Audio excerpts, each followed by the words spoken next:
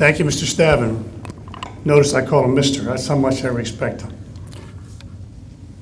Gentlemen on the dais, honored guests, and ladies and gentlemen, I can't tell you how much it means to me to be here tonight. Tom reminded me of something that I was kind of surprised about. He said that when he was playing at Keith or at Altoona High School, they never beat Roosevelt, they never beat Johnstown, and when at West Point, they never beat Navy. And Tom tells me that when he gets together with many of his friends, they hate to talk about the Navy games.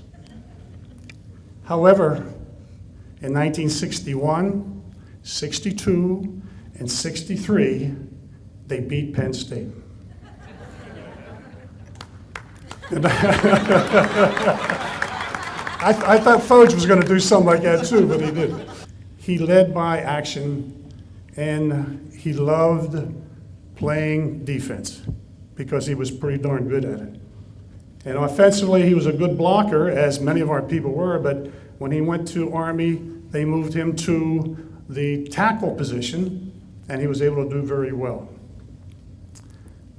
Upon graduation, Tom had a 4-year obligation to give to Uncle Sam. And he not only stayed 4 years, but stayed 6 years. Tom fought in the war of the Dominican Republic and also spent 2 years in Vietnam, or 2 tours, perhaps I should say. When you ask Tom about something about his life, he felt that having children and representing his country in the war was the highlight of his whole career. And that's saying an awful lot about that young man. When Tom got out of the service, he came back to Altoona. He worked for an electric company. He moved to Detroit, or Michigan, I should say. Stayed there approximately 5 years. Moved to Alabama. Moved to South Bend, Indiana.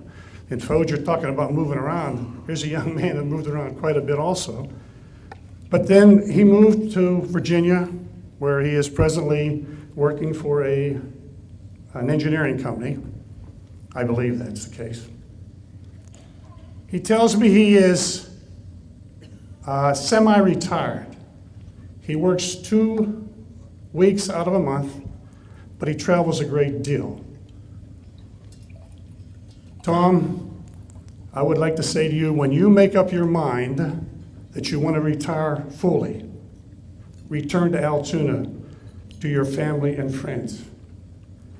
Ladies and gentlemen, I would like to introduce Mr. Tom Kearns in the class of 2006 into the Blair County Sports Hall of Fame.